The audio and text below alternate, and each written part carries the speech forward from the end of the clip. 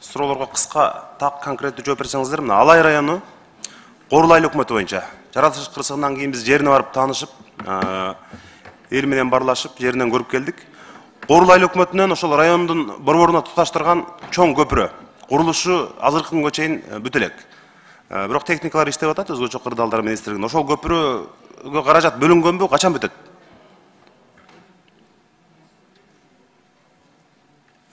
Ал транспорт министрлигинин балансындагы көпүрө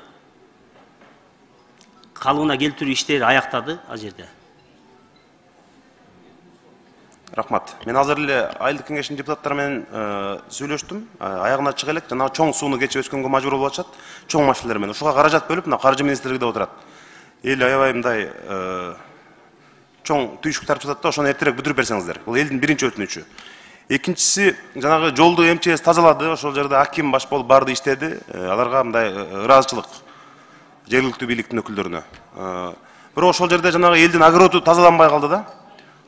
Коргоо министрлигинин өкүлдөрүн тигил аскерлерди кошумча күч катары тарсак жакшы болот эле. Бул экинчи сунуш. Анткени үйлөрүнүн алды жол тазаланган менен жанагы эме тазалана элек. Огороддор калып кеткен.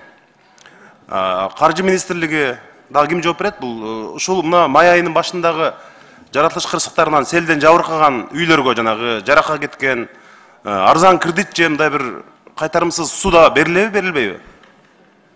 Ушул карап атабы азыр силерде?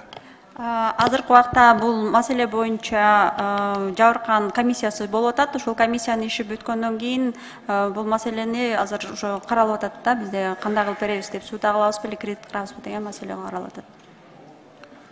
Кошумча жазып алсаңыздар, ошол эле Горул айыл өкмөтүндө Жору Алимов мектебинде 250 балага ыңгайлашкан авариялык абалда турат мектеп.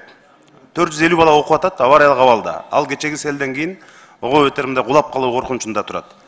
Ошол эле айыл өкмөттө китепканага толук сел кирген 6000ден ашуун китепти сел агызып кеткен. Эч нерсе калган эмес. Ошол боюнча жазып алсаңыздар. Анан Кара Суу районуна караштуу Катта Талдык айыл өкмөтүндө Талдык айылында көпүрөнү суу алып кеткен.